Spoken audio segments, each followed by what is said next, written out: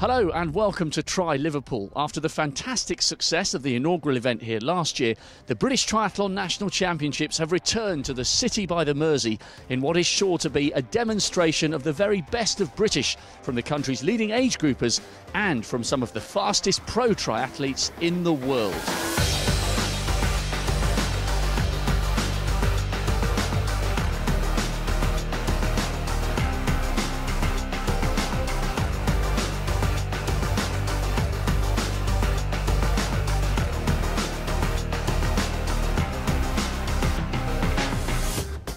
This is a city synonymous with sport and with two world-class football clubs in particular. They're as instantly recognisable as the fabulous Liverbirds behind me.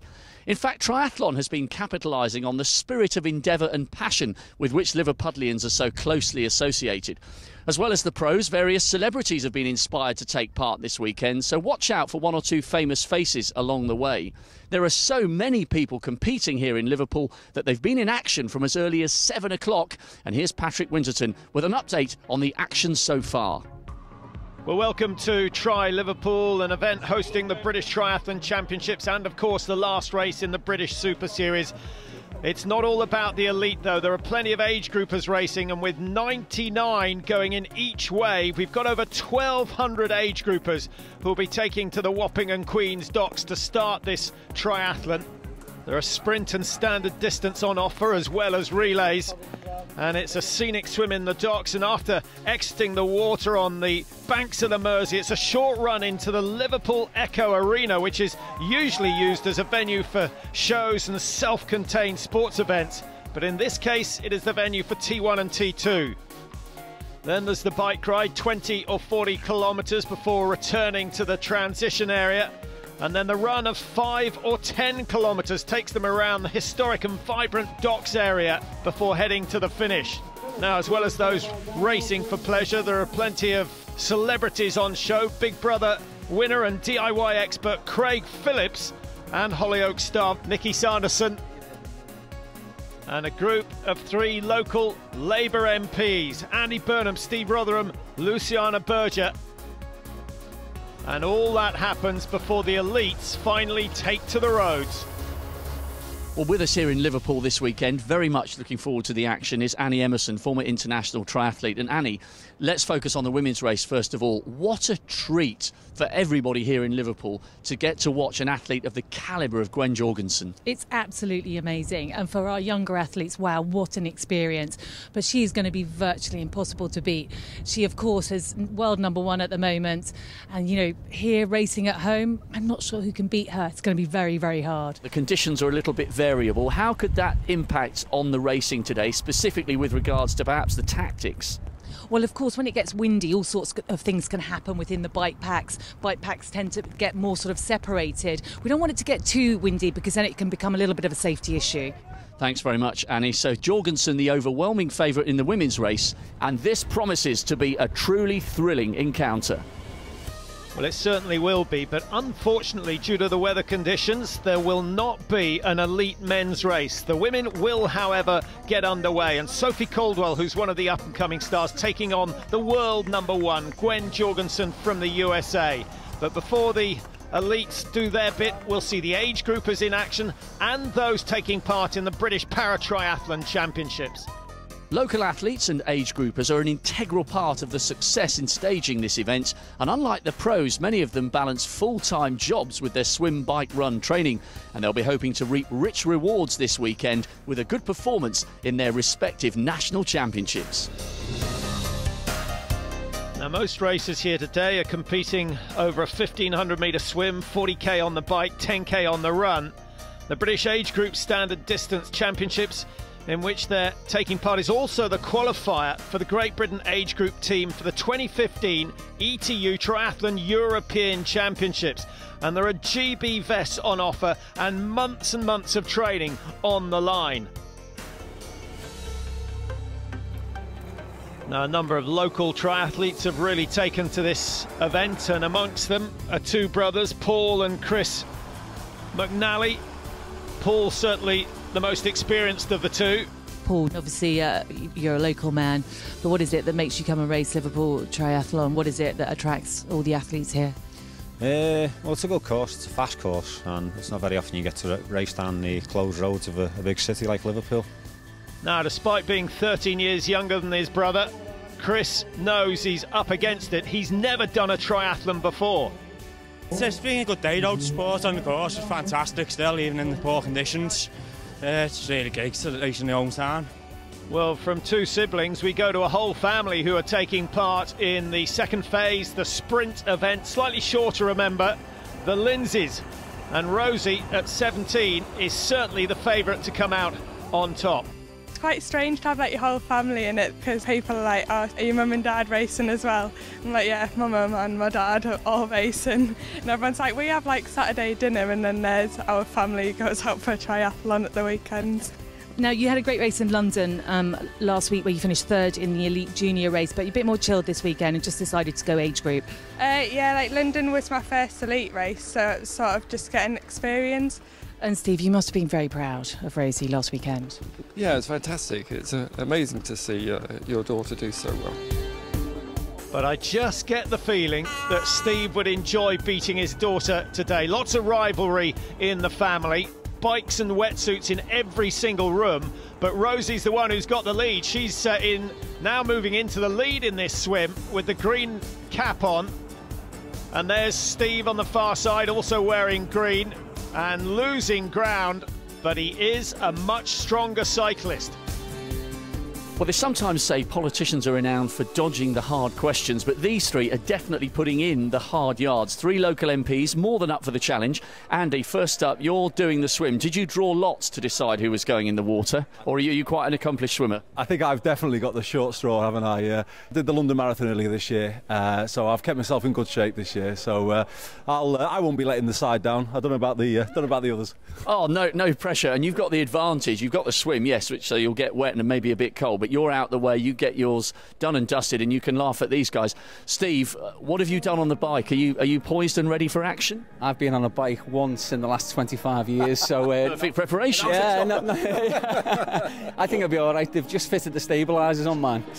Luciana, you've got the glory leg. Are you ready and able? Yeah, I think the point is jogging rather than running, but I have done a bit of training around Sefton Park, which is just down the road. So yeah, hoping to do my part for the team. We know we're all going to get personal best because it's the first time we've done this. So. They're taking part in the sprint relay event with a number of other well-known individuals. This is a city full of great characters, comedians, top banter and incredible musicians. I'm not sure whether Billy Fury or the Beatles ever tried a triathlon, but a few local celebrities have clearly been bitten by the bug. One of them's just been awarded the illustrious title, Liverpool's top personality. That's some accolade in a place like this. Now, there's a DIY expert out there today, Craig Phillips, who's doing it all himself today, going the whole distance. And incidentally, he was the very first winner of Big Brother. Craig, why did you decide to make this your first triathlon? Home support? Hometown, absolutely. If you're going to do a triathlon, you've got to do it in Liverpool, your hometown. And this is quite unique as well to our city because we're actually running through the city. I'm swimming in the docks. I used to look at that when I was a kid thinking, oh no, I'll never get in there. But I am now, and it's quite challenging as well, isn't it? Well, I'm sure you'll have a great time. You'll be roared on by the crowd. So. Have you done much training for this, or are you just going to get there with sheer will of personality? Well, I've done a fair bit of bike riding, that's fine. Running's okay because I do marathons. Swimming is my weakest point. Put a wetsuit on for the first time the other day. Got in a nice warm swimming baths. Done about 3 or 4 lengths and realised it's restricting. It's really hard when you're swimming. But hopefully, I'll take my time. It'll be all right. Well, here's another personality that's well known in these parts, Nicky Sanderson, who's doing the relay along with James Sutton, 2 of the cast of Hollyoaks, and just proving that you don't need a high-tech bike. Well, one of Britain's best-loved soaps, Hollyoaks, is filmed just down the road. 2 of the cast members have decided to come up to Liverpool and give it a go. We've got Nicky Sanderson and James Sutton. Nicky, first of all, you're poised and ready on the bike. Have you been on this much? Have you test-ridden it? Yeah, I have a couple of times, actually, because I'm cycling from Vietnam to Cambodia in October for charity, so I'm having to do this as like part of my training. So yeah, I've had a couple of goes on the bike. I'm not a pro, but I'm I'm all right at it. You look pretty comfortable. Yeah, look, I'm like... Oh. Well, how far's that going to be in the autumn then? 500k. It's over 5 days, so we do 100k a day for 5 days. And I don't know what the terrain's going to be like. I don't know what the weather's going to be like, but it's all for charity. So. Well, this is a total breeze then. Just down the road, a little trot round the city centre. I hope so. Well, good luck to her. There's Andy Burnham just preparing to take to the water. Remember, he's the first of the 3 MPs in that relay team. And he's going to be up against some stiff competition. In the middle of your picture, that is Patrick Carroll, who's a member of Mersey Tri and will be swimming in the same team as Nikki Sanderson. So another wave gets underway in the Queen's Dock. And once again, the difference in standard, very, very noticeable. Patrick Carroll in 3rd place in this group at the moment. Just a nice steady pace for him. 750 metres, remember the distance. And Andy Burnham relying on good old breaststroke to get him through. And that is Craig Phillips.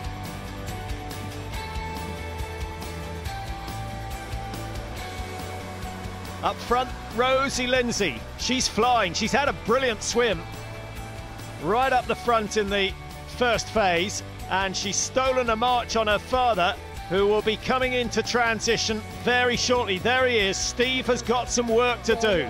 Catch up, we'll catch up. I'll see you at the finish, guys. Now that's the conversation of someone who's in a hurry and competitive. Nikki Sanderson, I think she's had a look at the weather forecast. She knows what's coming. It's not the lightest bike. See you in about 7 hours or whatever. Competing in the elite in her last race, going for the age groupers this time round. Rosie looking very promising. She's only 17 and being chased hard by her father, who works at Durham University. I think he's going to have to do less research and more training. Andy Burnham handing over to Steve Rotherham and the Labour MPs. Wish me luck. Well done, lad. I think he's going to need it. Fantastic. I mean, what a thing to be part of, you know, swimming past these buildings where I've been all my life. I've never been down beneath them in the water though, so brilliant thing. Nikki Sanderson taking it easy on the roads at the moment. How was that? Oh, that was very hard. It wasn't as cold as I thought, but it was very hard. Just restricted in a wetsuit, trying to swim in that open water. Things should get easier for Craig from now. I don't know to change gear. Bikes have changed in the last 25 years, as Steve Rotherham's finding out. That's it. Have you got it? That's it. Hey. And finally, Craig Phillips on his way out of transition.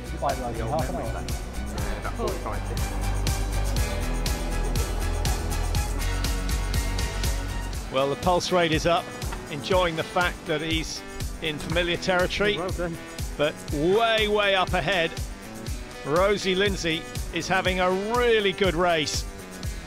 Now, we'll look forward to seeing her race elite again in the future.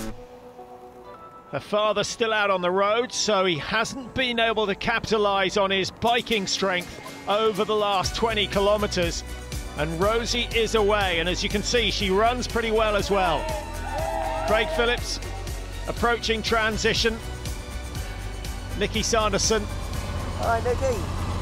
Yeah, just about. Looks as though she's heading down the shops. Oh, it looks like no fast.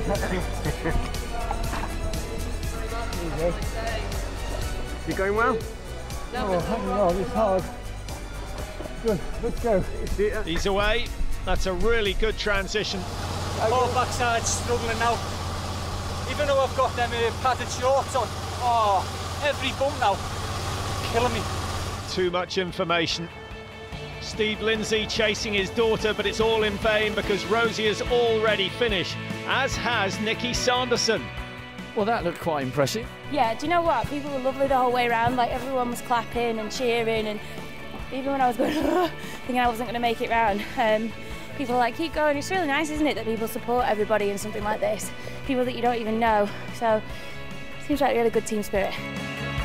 Steve Rotherham, the MP, has lost time to Craig Phillips. Going uphill was the hardest, but coming down and you can put it in top gear, you can just fly. Took over about 40 people. 30. You were fearless. I was in fear, but done it. Really surprised. One leg to go for him, and a short run to go for Luciana Berger. Which way have I got to go now? What was the atmosphere like out there? Pretty good? No, it was brilliant actually. As people were coming past, obviously I must have been in the lead because nobody else was around me. So those people who were coming the other way were saying, keep going. So I thought, I must be given a good lead here. A great effort, and Luciana's going to bring the baton home for you guys. She'll win it now, yeah. She's got such a lead, she's bound to win it. Good finish from Steve Lindsay. And a wry smile. He knows that he's been outgunned by his young daughter. Craig Phillips looking pretty strong on the run.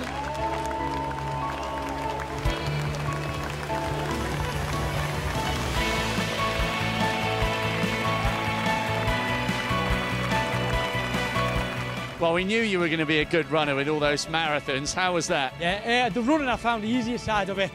No problem. Again, I overtook probably 20, 30 people, which makes you feel good in the mind. Just gives you a little bit more energy, like it's really good.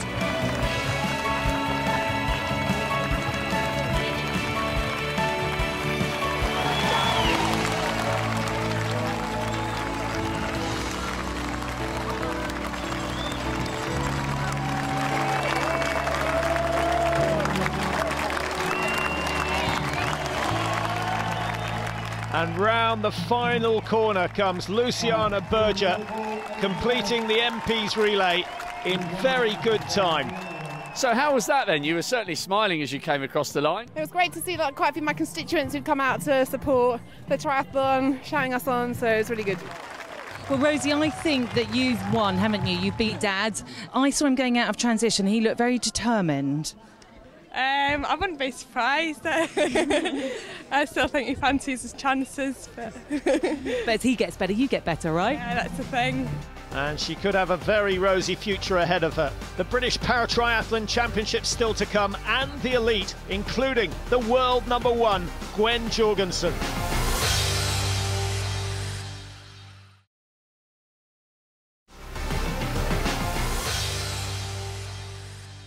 Such is the strength of British triathlon that in recent years, being #1 in the country also meant being #1 in the world, with the likes of Non Stanford, Helen Jenkins and the Brownlee brothers all securing global crowns. Well, the same could be said for our leading para-triathletes who will be keen to show what they can do this weekend, just 2 years ahead of the sport's eagerly anticipated debut in the Paralympics, and Rio 2016 will roll around just as quickly as the leading contenders. Many of Great Britain's top para-triathletes are here, and a number of them are members of British Triathlon's UK Sport lottery-funded world-class para-triathlon programme.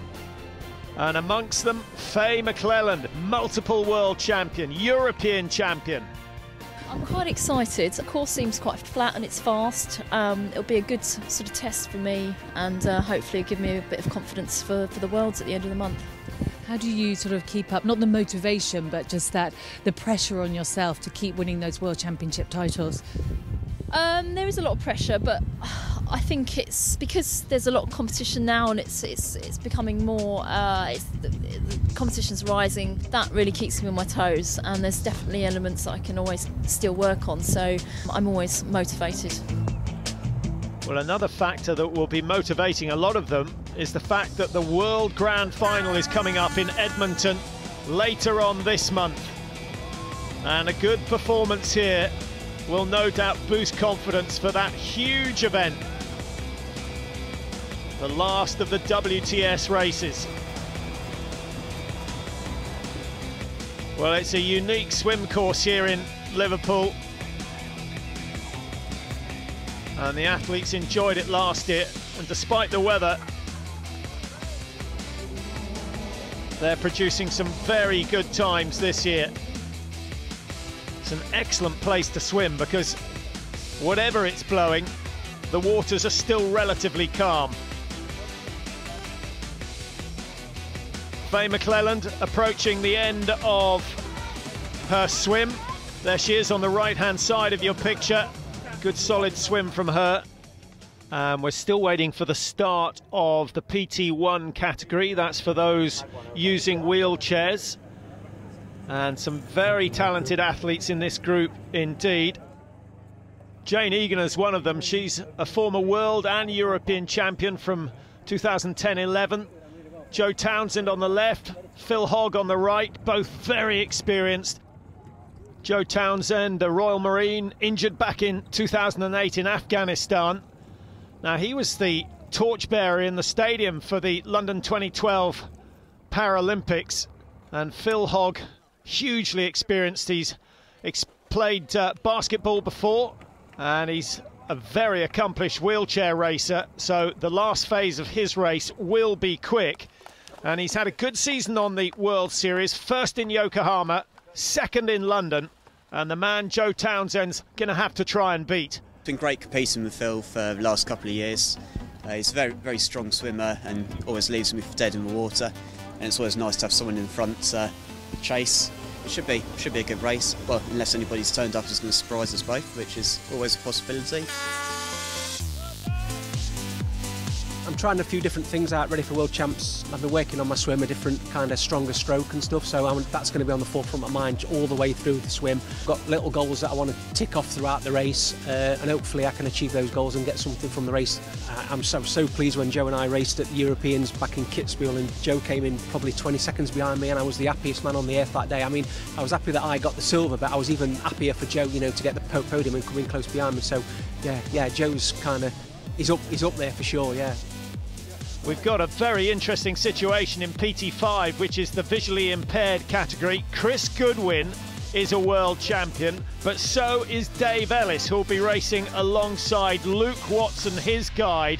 And those two pairs will be going hammer and tong on the bike ride, in particular, trying to gain an advantage before the final run. Now, one of the big names missing here in Liverpool is Lauren Steadman, who would certainly have given Faye McClelland a run for her money. McClelland just has to stay focused. And here comes Phil Hogg, who's had a very good swim. Just over 12 minutes. The compulsory stop before he starts phase 2. The recumbent cycle used for this phase. The final stage will be on the wheelchair. And this is where Phil Hogg is so strong.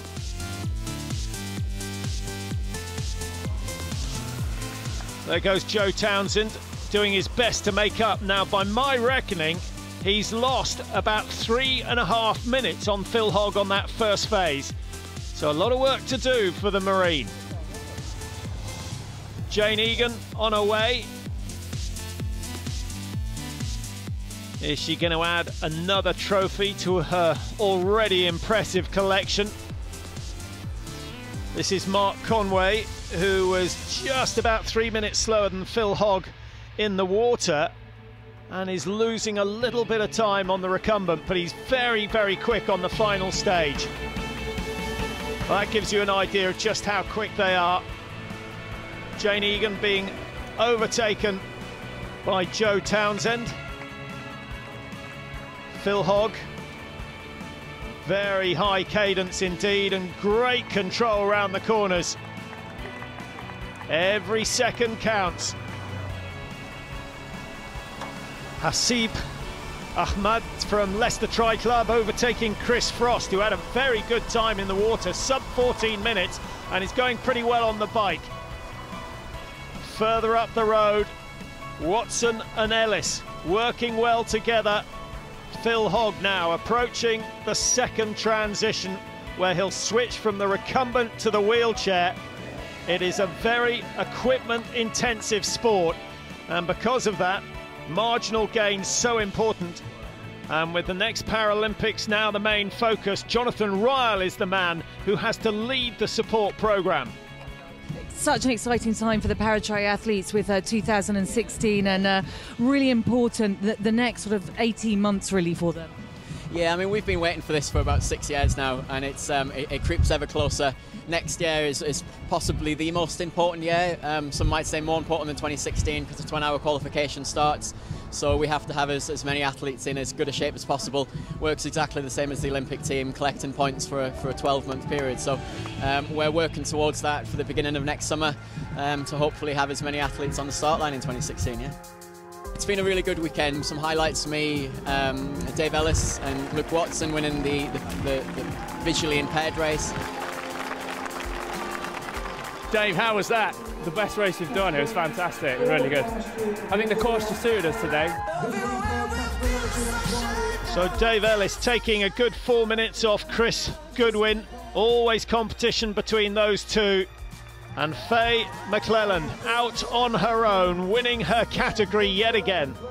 Obviously, we're just 3 weeks out from World Championships now, where you are the reigning world champion and have been for the last 4 years. Really positive result today. Yeah, this gives me a little bit of a confidence boost. Like I said, it's a shame Lauren wasn't here, but because I've had a solid race and I felt strong, I feel good for a few weeks. So I'm hopefully going to peak at the right time. In PT1, Phil Hogg, after a very good swim first thing, has never been bettered, and he stays ahead of Mark Conway and Joe Townsend. Another excellent day's work for Hogg.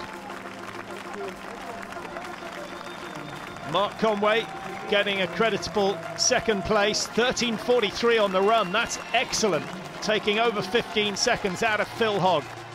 Phil, well, what a race. You absolutely stormed home.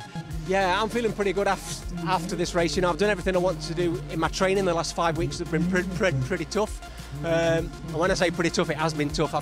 But I'm ticking all the boxes that I need to tick, you know, to get me in good prep for Edmonton. So getting a win here today is pretty nice. Listen, you're on the podium, third place, and a great bit of training, great race in the bag for Edmonton. So that's all positive. Yeah, I mean, it's fantastic. Obviously, Edmonton's only a couple of weeks away now.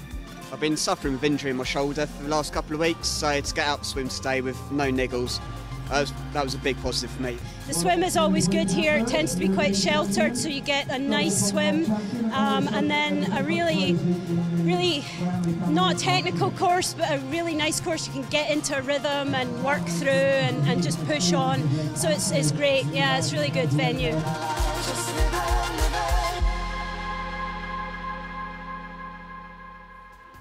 As with any major national event, there's plenty of homegrown talent on display this weekend, and the best of British are about to be joined by a genuine global star. American Gwen Jorgensen has swept all before her on the WTS circuit this year, so she'll take some stopping in this, the final round of the year's British Triathlon Super Series.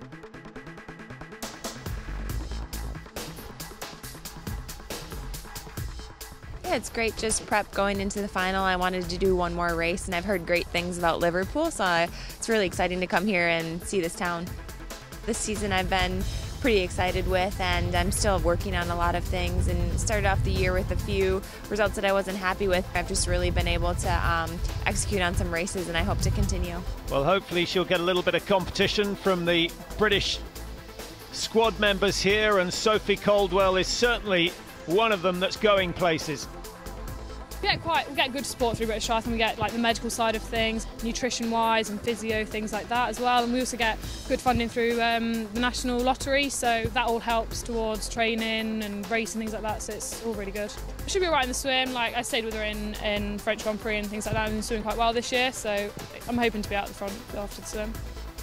Well, we'll see how Caldwell gets on. Jenny Manners is another of the British triathletes, a 23-year-old from Cirencester, trains at Loughborough University, and she should be able to stay with the pace in the early stages.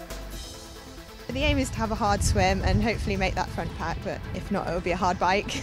And yeah, just really work those dead turns and technical aspects of it. Manners was second in Windsor earlier on in the Super Series. Well, there's the start line.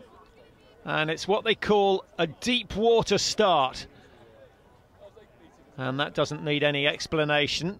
The key is to find the right person to swim with, and away they go. We're watching out certainly for Sophie Caldwell, who's a brilliant swimmer, and also Jess Learmonth, who might just be able to break away. And I think they know their only chance of beating Jorgensen is to make a 25-30 second margin in the swim and then capitalise that on phase 2, the bike ride. Well, already Learmonth is starting to make her mark. No sign of Gwen Jorgensen at the moment, but she certainly wasn't in the leading 2. Now this is Caldwell and Learmonth getting together, and Learmonth with the straighter arms as they come over. Caldwell on the right-hand side of this pair as you look at it, and those two already getting a little bit of a lead. Now it looks to me as though Jenny Manners has just missed the boat somewhat. She's 20-25 metres back. There are quite a few strong swimmers. There's like Jess Learmonth and Sophie Caldwell, so yeah, just hopefully be on their feet. Well, it's Jess Learmonth that leads the way. Sophie Caldwell in 2nd place. She was 4th in this race last year. There's some strong swim bikers, like you've got Jess Learmonth and Natalie Milne and people like that. So I suppose if they get away on the swim, like you could form a group and it could stay away. It certainly looks as though that is the plan. And coming very strongly in the closing stages of the swim is Waterman, who's out in 3rd place. What a shame she didn't get up with the leading 2 early on. They might have been able to increase that gap, which looks to be around 20 seconds. Jorgensen certainly in this 2nd group coming out of the water. And there she is in 2nd place in that group. And she's pretty good at the transitions, Jorgensen. So she might be able to bridge that gap between herself and Learmonth and Caldwell. Now these two have got to be very slick indeed. All their bikes in position. Caldwell coming right down the far end. 106 her bib number. Off with the wetsuit, on with the helmet. Jorgensen wearing 101, and in she comes. Well, just in time to see Learmonth and Caldwell leaving. The margin will certainly be 15 seconds, possibly more.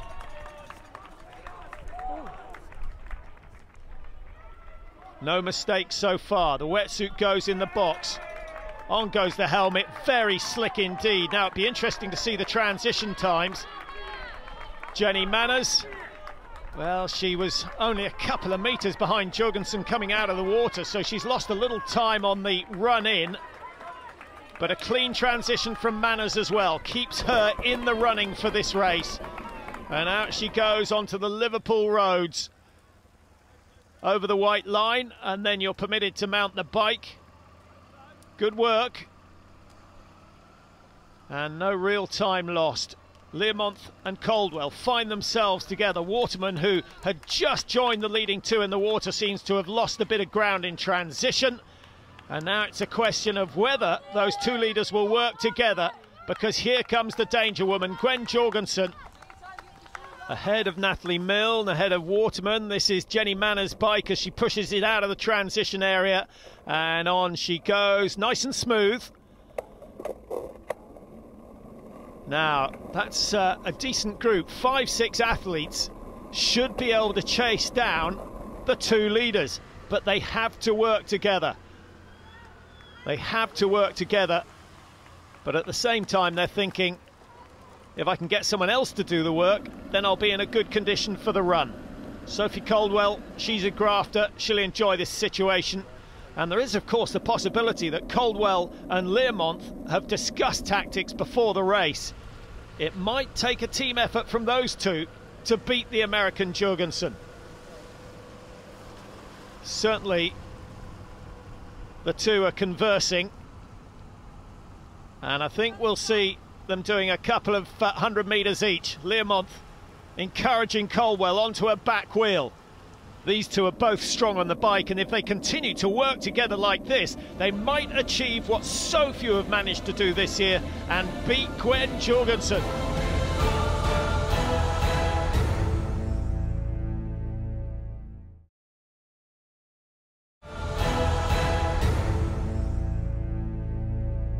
Welcome back to Tri Liverpool, host of the British Triathlon Championships. We're well into the women's race.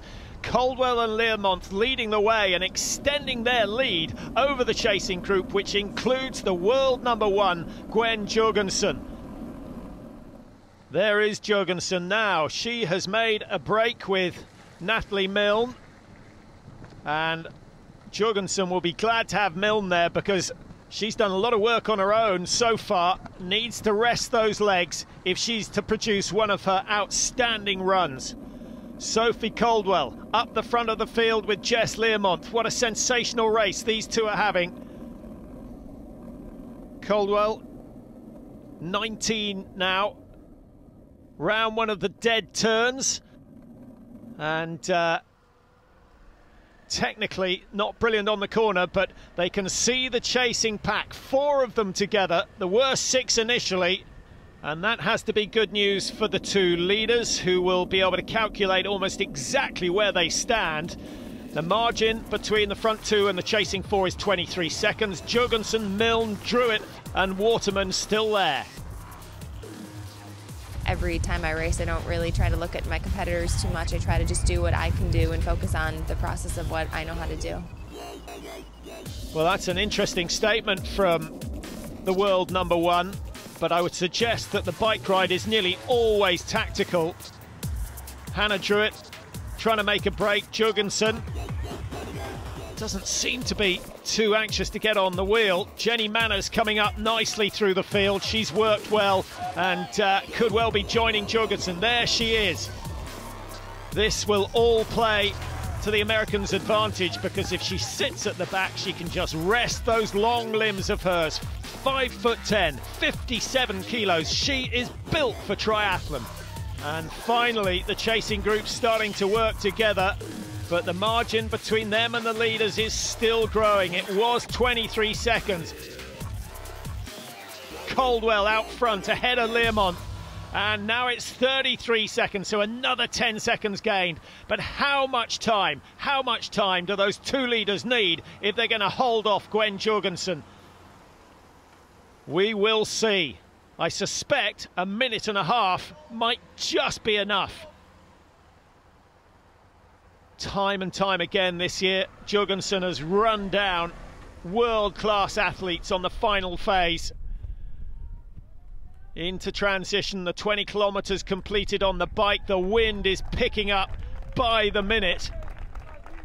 That certainly won't have helped on the bike. It won't be so bad on the run, but they will be looking for every bit of shelter they can find.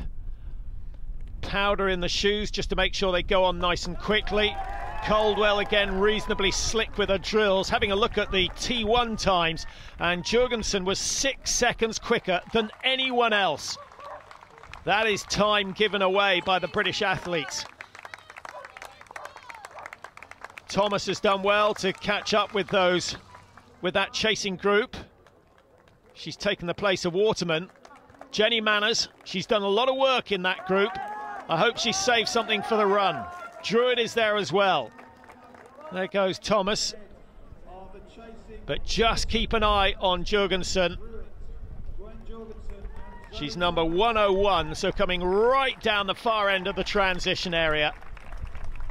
Looks very, very cool. Never seems to rush. But when you look at her transition times, they are always quick. There you go, easy done. She comes in second position, she goes out in first. Caldwell starting to get into her running. She knows she should be able to put 30 seconds or so on Jess Learmonth on this final phase. It's only 5 kilometres, remember, in the sprint distance. But both of these 2 women still ahead of the world #1.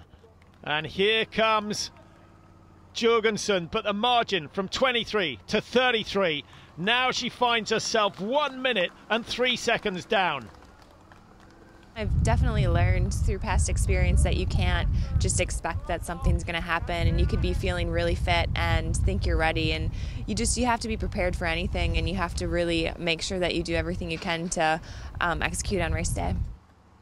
Well, she is a brilliant runner. We know all about that, but I can tell you that her second half of the race will be quicker than the first half. So if she hasn't made too much of a gain in the first couple of Ks, I wouldn't be too anxious to put my money on Caldwell or Learmonth, because The American so slick over the last couple of kilometres.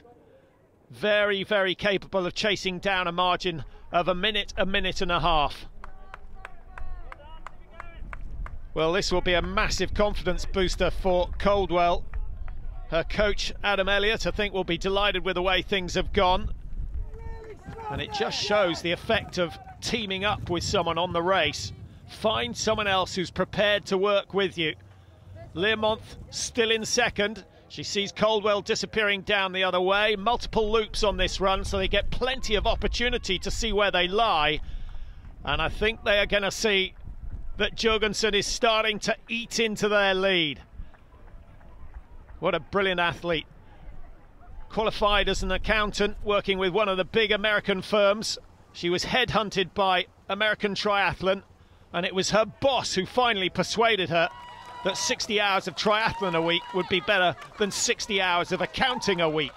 Well, she hasn't looked back since then. Hannah Druitt in a very, very good race with Jenny Manners. Now remember, this is the British Sprint Distance Championship race, so lots at stake today.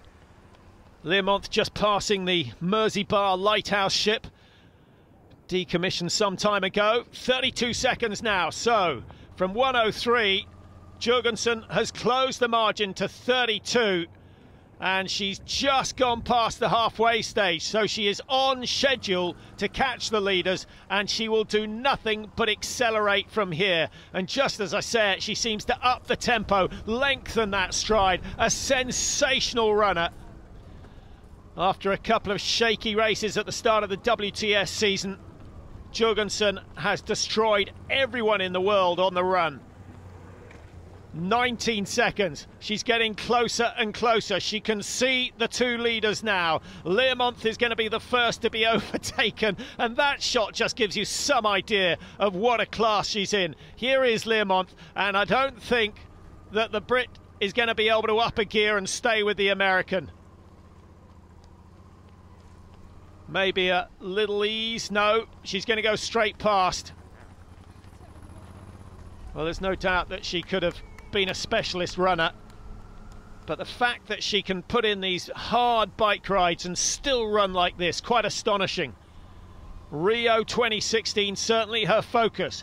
Now into second place, just 7 seconds off the lead of Sophie Caldwell, so she's closed some 56 seconds already on the run phase.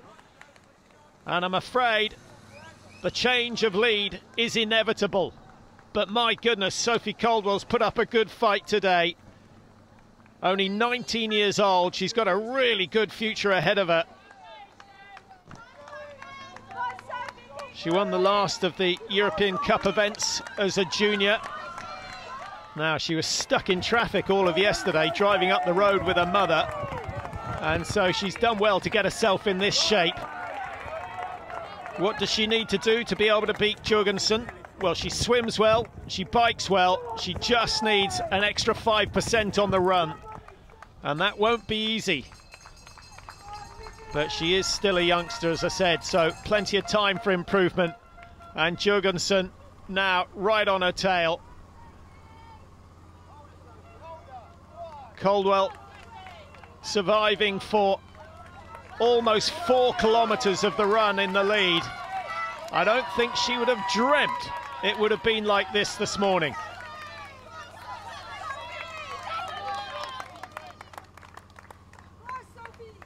Well, the American showing Caldwell a lot of respect by just easing up for a second, but then she just puts the foot down again.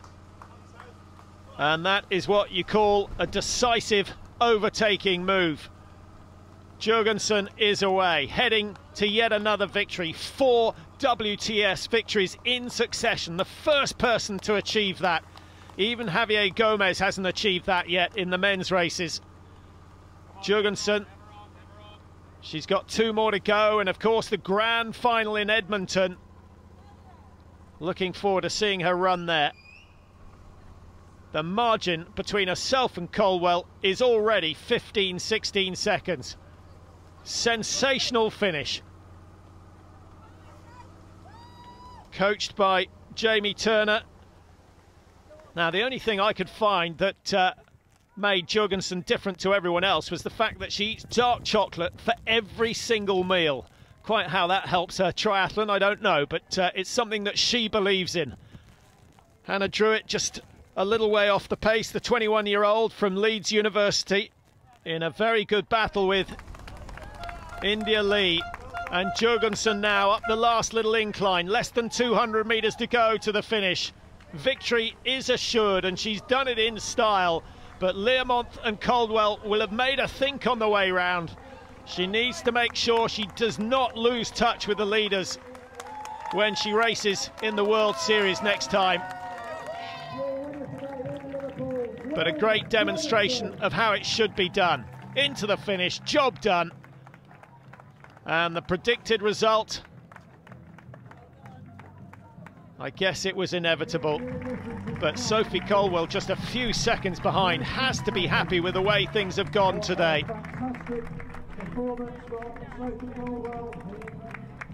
Learmonth holding on to third place after all that good work on the bike. I think she would have settled for that first thing this morning. Great work.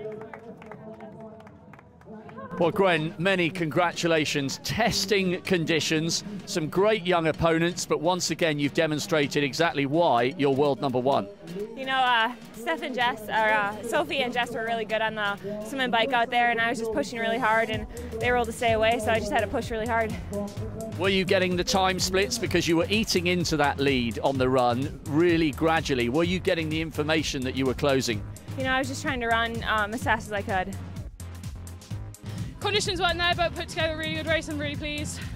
You came out of the swim absolutely storming. Did you have any idea of the gap that you got over Gwen?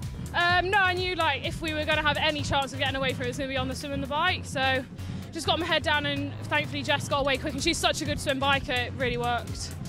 Just tell me, what does it feel like to have pushed the current world #1 athlete right to the wire? Yeah, it's pretty good. I mean, when she saw on the start list, she was like, oh, it's just going to be, like, she's just going to walk all over us, but it was good to actually make it a bit of a race. It was hard out there today with the wind, and just tried to stay away on the bike and keep going off as far as we could, but she obviously caught us, so but good day, yeah, good race. It certainly was, considering she was up all night on Friday night, bailing out her flooded house. She's done exceptionally well. Jorgensen, Caldwell, Learmonth, the leading three. India Lee, another top 5 result. And Hannah Druitt making up that top 5, just ahead of Jenny Manners, who did a lot of work on the bike. Now, the British Super Series titles decided before today because Emma Pallant had 3 wins earlier in the season, but Lee and Manners both benefiting from good results. In the men's, Mark Buckingham is the champion for 2014, ahead of David Bishop and Iestyn Harriott of Wales in 3rd. Well, what a privilege to see the world #1 Gwen Jorgensen in action, and some superb performances by the para-triathletes. And despite the weather, the age groupers turning up in vast numbers to make it another brilliant day of racing here in Liverpool.